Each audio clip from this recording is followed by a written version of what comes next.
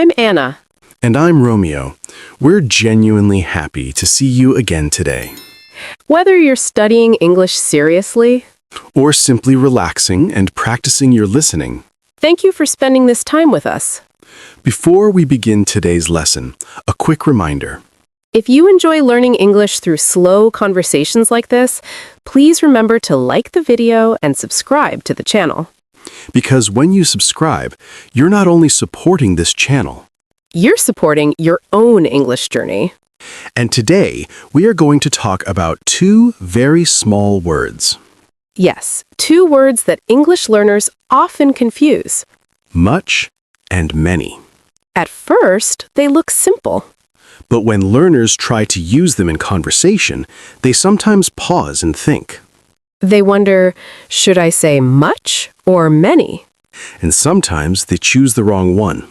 But don't worry. Today, we will explore this difference through real conversations.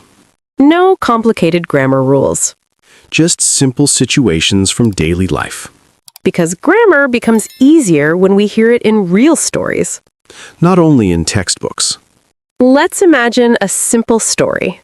Two friends are talking after work. One friend looks very tired. The other friend asks a question. Did you have much work today? That question sounds very natural in English. Notice the phrase, much work. The word work here is something we cannot count. We cannot say one work or two works. Exactly. That's why the speaker says much work. Let's imagine a slightly different situation. The same friends are talking, but this time about emails. One friend asks, "Did you receive many emails today?" That sentence sounds different. Because emails are things we can count. One email, 2 emails. 10 emails. That is why we say many emails. Let's listen to the two examples together. I have much work today. I received many emails today. One describes something we cannot count. The other describes things we can count. Let's imagine another small story. A student is talking with a teacher after class. The teacher asks, "Do you have much homework tonight?" The student sighs a little. And answers, "Yes, I have so much homework." Homework is not something we count. So we naturally say, much homework. Now imagine the student continues speaking. The student continues, and I have many assignments this week. That sentence sounds correct because assignments are countable. We can count them. 1 assignment, 2 assignments. 3 assignments. So now we can start to feel the difference. Much is often used with things we cannot count, Things like time, work, money, or water. while many is used with things we can count. Things like books, emails, people, or questions. But don't worry if this still feels new. The best way to understand is through conversation. And in the next part of this lesson, We will explore more everyday situations. conversations about work, Conversations about shopping, and even conversations about learning English. because the more examples you hear, The easier much and many will become. let's continue our conversation about much and many. Yes, because these two words appear in everyday English all the time. And once you begin noticing them in real conversations, the difference becomes very clear. Let's imagine another situation. Two friends are walking through a supermarket together. One friend is pushing a shopping cart. The other friend looks at the cart and laughs. The friend says, "Wow, you bought many things today." That sentence sounds very natural. Because things are countable. We can say one thing, 2 things. 10 things. That is why we say many things. Now imagine the friend continues talking. The friend says, "Did you spend much money today?" Notice the difference in this sentence? The word money is not something we count individually. We don't say one money or two monies. Exactly. That's why we say much money. Let's imagine another small story. A teacher is talking with students in class. The teacher asks, "Do you have many questions about today's lesson?" That sentence uses many questions. Because questions are easy to count. 1 question, 2 questions. 5 questions. Now imagine a student replies. The student says, "I don't have much time to finish the homework tonight," That sentence sounds correct. because time is not countable. We cannot say 1 time 2 times in this meaning. So we naturally say much time. Let's imagine another conversation. 2 coworkers are talking during lunch. One coworker says, "Our office has many employees." Employees are people we can count. 1 employee. 2 employees. 20 employees. That is why many employees sounds correct. The other coworker replies with a different sentence.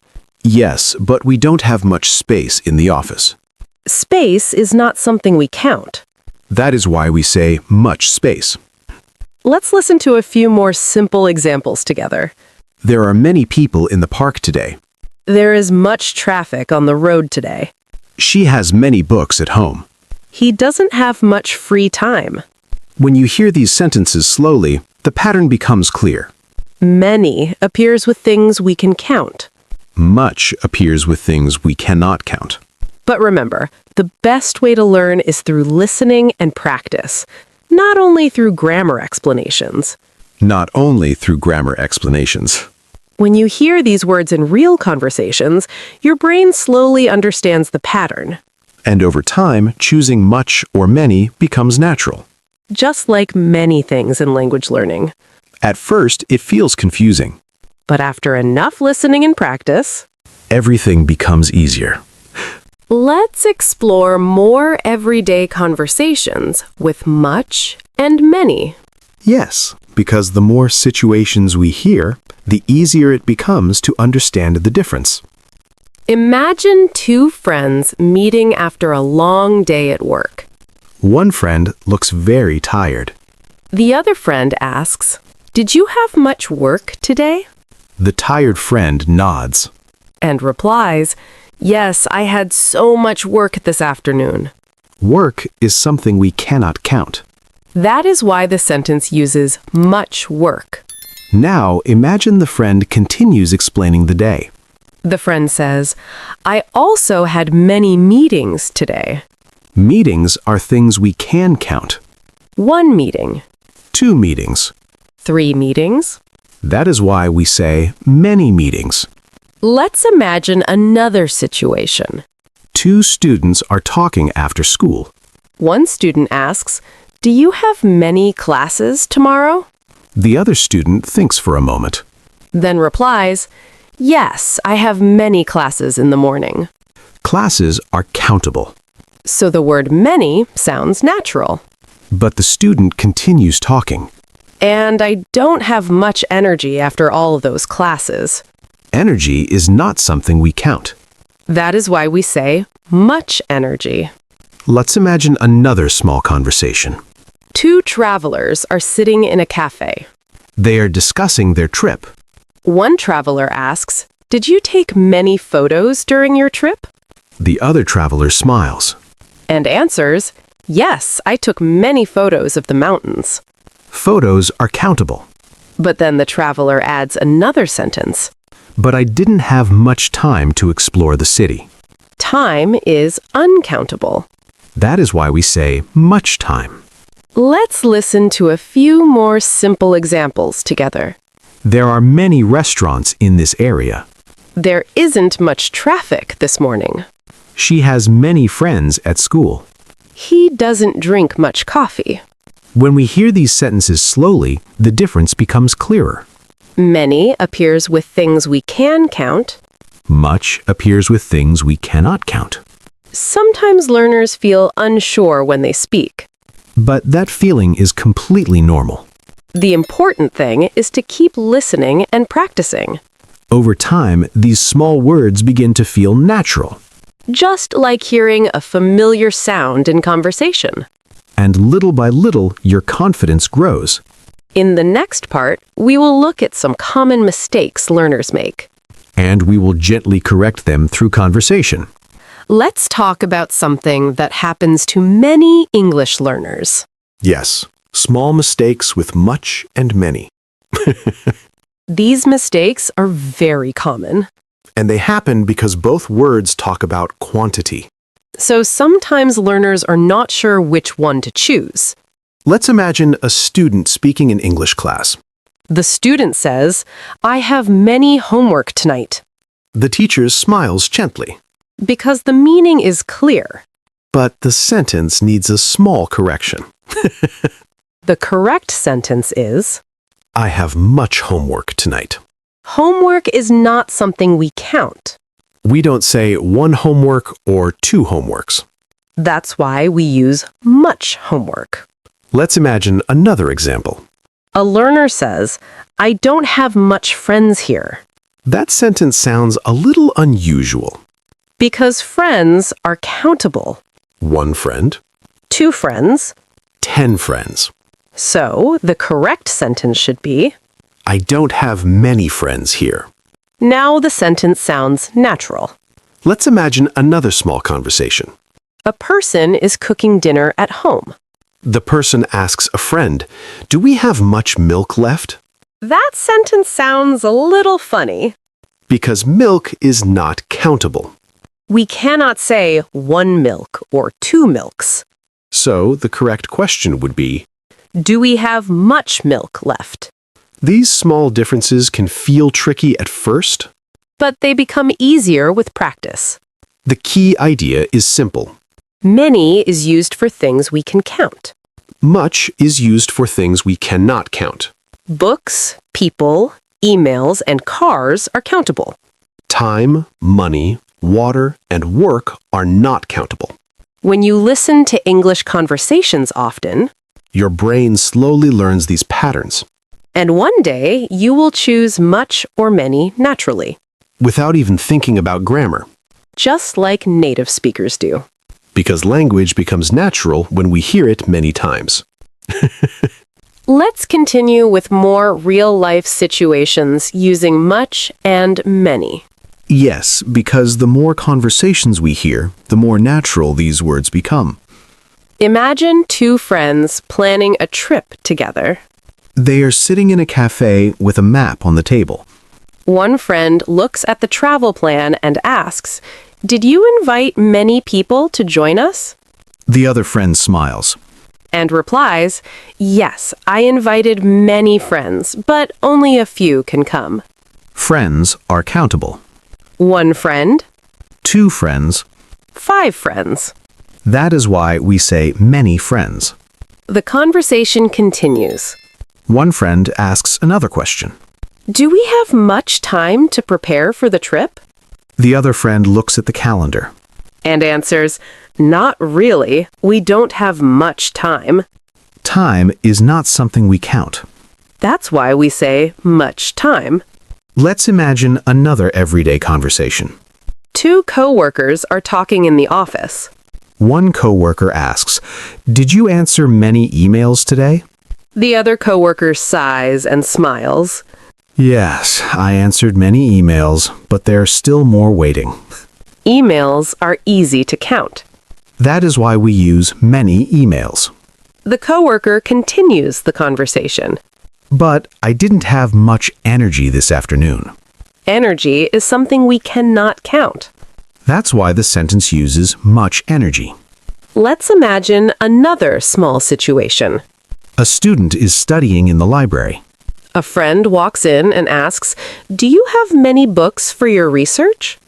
The student looks at the desk and laughs. Yes, I have many books here. Books are countable. But then the student adds another sentence. But I don't have much patience today. Patience is not something we count. So we say much patience. Let's listen to a few more simple examples together. There are many cars on the street. There isn't much traffic this evening. She has many ideas for the project. He doesn't have much experience yet. When we hear these examples slowly, the pattern becomes clearer. Many is used with countable things. Much is used with uncountable things. These small words appear in conversations every day. And the more you listen to English, the easier they become. Language learning is often like this. At first, the difference feels confusing. But slowly, your ears begin to recognize the pattern. And one day you will say much or many naturally. As we reach the final part of today's lesson, let's slowly review what we learned about much and many. Yes, sometimes repeating the idea calmly helps everything become clearer. Today, we talked about two small words that appear very often in English conversations. Much and many. These words both describe quantity. But they are used with different types of nouns. Let's start with many. Many is used with things we can count. Things like books, people, emails, or questions. For example, someone might say, There are many people at the park today. or she has many books in her room. These things are easy to count. One person, 2 people. 10 people. That is why we use many. Now let's talk about much. Much is used with things we cannot count individually. Things like time, money, water, or information. For example, someone might say, I don't have much time today. Or, he didn't spend much money. These things are not counted one by one. We simply describe the amount. Let's listen to the difference again. There are many students in the classroom. There isn't much space in the classroom. Students are countable. Space is not. Let's imagine a final small conversation. 2 friends are talking after a long day. One friend asks, Did you have many tasks today? The other friend nods. And replies, Yes, I had many tasks, and I didn't have much time to finish them. That sentence uses both words correctly. Tasks are countable. Time is not countable. When you begin noticing these patterns in conversation, Your understanding becomes stronger. instead of thinking about grammar rules, You begin hearing the difference naturally. and that is how language learning works. The more you listen, the more natural English becomes. Before we finish today's lesson, we have a small question for you. Think about your day today. Did you have many tasks to do? Or did you have much work to finish? Try saying the sentence out loud. Speaking about your own life helps English become more natural.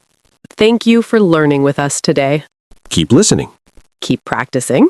and keep speaking English every day. We'll see you again soon on Talk English Every Day. Goodbye, everyone.